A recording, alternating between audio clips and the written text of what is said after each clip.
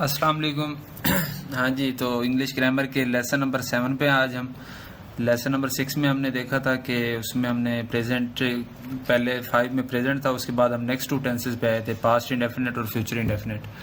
तो इसमें हमारे पास ये 4th टेंस है, present continuous tense. Present continuous में हमारे पास क्या है, कॉन्टिन्यूस मीन्स, कॉन्टिन्यूस का मतलब होता है जारी, कोई भी काम हो रहा हो, यानी कि जैसे जारी। अब प्रेजेंट कॉन्टिन्यूस है, इसी तरह पास्ट कॉन्टिन्यूस है, फ्यूचर कॉन्टिन्यूस है। कॉन्टिन्यूस की जो हमारे पास उर्दू में पहचान होगी वो सिंपल ये है कि हमारे पास हर उसमें रहा आएगा।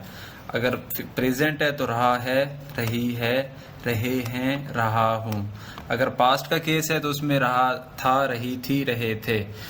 तो इनके लिए हमारे पास जो स्ट्रक्चर है, स्ट्रक्चर में जो सबसे इंपॉर्टेंट चीज़ है वो ये है कि हमने हेल्पिंग वर्ब देखना है कि हेल्पिंग वर्ब हमने कौन सा लगाना है। अगर प्रेजेंट कॉन्टिन्यूस का केस है तो उसके लिए हम इज आर एम लगाएंगे, और अगर पास्ट कॉन्टिन्यूस का केस होता तो हम वाज वर लगाते।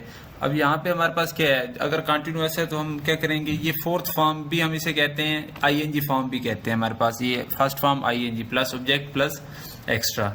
तो एग्जाम्पल मैंने दी है, बच्चा सो रहा है, ये हमारे पास ये कंप्लीट सेंटेंस है। अब इसमें ऑब्जेक्ट नहीं है लेकिन फिर भी ये कंप्लीट है। पहले मैंने आपके सामने वो एक्सप्लेन किया था, क्लास, जो हमारे पास लेक्चर नंबर 1 था, उसके अंदर मैंने बताया था कि क्लास ये अपने कंप्लीट मीनिंग दे रहा है, यानी कि बच्चा सो रहा है। उसकी हमारे पास क्या सेंटेंस बनेगा, बच्चे की इंग्लिश बेबी, उसके बाद रहा है, रही हमें पहचान होगी प्रेजेंट करने से, उसके लिए हमारे पास क्या आएगा, इज आएगा बेबी के साथ, क्योंकि वैद नेम है। फिर सोना स्लीप, और उसके साथ आईएनजी लगा देंगे तो ये हमारे पास स्लीपिंग हो जाएगा।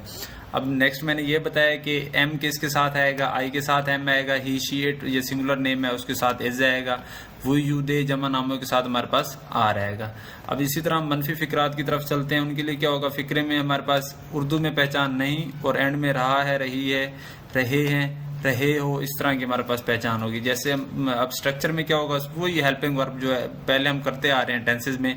हेल्पिंग वर्ब के बाद हमने क्या करना है, नाट लगा देना है। जैसे तुम पानी नहीं पी रहे हो, यू के साथ हमारे पास क्या आएगा, आर आएगा, उसके बाद हम क्या लगा देंगे, नाट लगा देंगे, और आईएनजी फॉर्म चलती रहेगी। कंटिन्यूस के केस में कंप्लीटली आईएनजी फॉर्म होगी, आए वो प्रेजेंट कंटिन्यूस हो, पास्ट कंटिन्यूस हो या फ्यूचर कंटिन्यूस हो। नेक्स्ट हम चलते हैं सवालिया फिक्रे। सवालिया के लिए पहचान पहले भी बताई थी कि क्या आ जाए फिक्रे के शुरू में और एंड में हम देखें रहा है, रही है, रहे हैं। तो यहाँ पे रहे हैं, क्या वो कहानी लिख रहे हैं, तो हमें पहचान होगी कि ये सवालिया फिक्रा है। कौन से टेंस का, प्रेजेंट कंटिन्यूअस का। तो उसका हमने स्ट्रक्चर कैसे बनाना है, जो हेल्पिंग वर्ब है वो शुरू में लेके जाना है। क्या वो ज्यादा है, ज्यादा यानी कि दे, तो उसके लिए हेल्पिंग वर्ब क्या आएगा, आर, आर शुरू में लेके जाएंगे, are they writing story. Next हम चलते हैं सवालिया प्लस मनफी फिक्रे, यानी कि इनके अंदर सवालिया क्या भी आ गया, नहीं भी आ गया, तो इनका हम क्या स्ट्रक्चर बनाएंगे, कैसे हम इनको फाइनलाइज करेंगे। यानी कि क्या अकरम स्कूल नहीं जा रहा है, तो उसका जो सेंटेंस बनेगा, अकरम सिंगुलर है, उसके लिए इज बाहर आ जाएगा, इज अकरम, उसके बाद नहीं के लिए नाट आएगा, आईएनजी फॉर्म आएगी, और उसके बाद ऑब्जेक्ट आ जाएगा। ये हमारे पास प्रेजेंट कंटिन्यूअस टेंस है। नेक्स्ट जो हमारे पास है वो है पास्ट कंटिन्यूअस। जैसे कि मैंने पहले भी बताया कि कंटिन्यूअस की पहचान तो सिंपल होगी कि रहा, रही, रहे। अगर पास्ट का केस है तो हमारे पास क्या आ जाएगा, रहा था, रही थी, रहे थे। अब स्ट्रक्चर क्या होगा, सब्जेक्ट, वहां पे इज आर एम था, यहाँ पे हमारे पास क्या है, वाज या वर है। अब हमने ये देखना है कि वाज, और बाकी सेम है, आईएनजी फॉर्म आएगी, ऑब्जेक्ट आएगा, सारा कुछ। हमने ये देखना है वाज किसके साथ आएगा, वर किसके साथ आएगा। आई, ही, शी, इट या वैद नाम हो, उसके साथ वाज आएगा। वो यू दे जमा नामों के साथ हमारे पास वर आएगा। इसी तरह मनफी की तरफ जाते हैं। इसकी एग्जाम्पल भी मैंने दी है, वो मुल्तान जा रहे थे, वो ज्यादा थे, तो इसके लिए क्या आएगा, दे के साथ हमारे पास क्या आ रहा था, वर, तो दे वर गोइंग टू मुल्तान। अब मनफी फिक्रे की तरफ हम चलते हैं। उसके लिए क्या था, सब्जेक्ट, वाज या वर के बाद हमारे पास क्या आ रहा है, नाट, उसके साथ I N G form plus object plus extra चीज।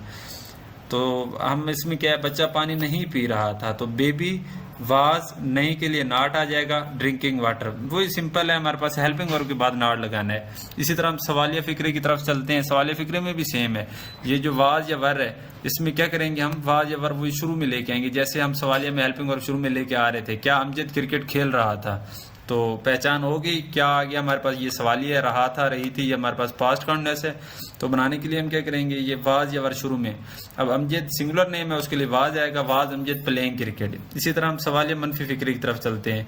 ये हमारे पास इसके अंदर मनफी भी शामिल है, सवालिया के साथ मनफी भी शामिल है। वाज या वर प्लस सब्जेक्ट प्लस नॉट, यानी कि क्या तुम सबक याद नहीं कर रहे थे। अब क्या भी आ गया, नहीं भी आ गया, तो हमारे पास क्या आएगा, वर क्या तुम के साथ वर आता है हमारे पास, यू के साथ वर, यू नहीं के लिए नॉट आएगा, लर्निंग लेसन, आईएनजी फॉर्म भी लग गई, तो ये हमारे पास कंप्लीट हो गया। ये हमारे पास लेसन नंबर 7 था। और लेसन नंबर 8 में हम देखेंगे फ्यूचर कॉन्टिन्यूअस टेंस को और प्रेजेंट परफेक्ट टेंस। तो जो हमारे पास लेसन नंबर 7 है, इसमें हमने देखा था प्रेजेंट कॉन्टिन्यूअस और पास्ट कॉन्टिन्यूअस। और इनमें सबसे जो इंपॉर्टेंट चीज़ थी वो ये थी कि हमने हेल्पिंग वर्ब देखा था, उसके लिए इज़ार एम था, यहाँ पे वाजवार है। और जो इसके अलावा जो कॉमन चीज़ है वो ये है कि आईएनजी फॉर्म लगाएंगे। तो कॉन्टिन्यूअस के केस में हमेशा आईएनजी फॉर्म यूज़ करेंगे।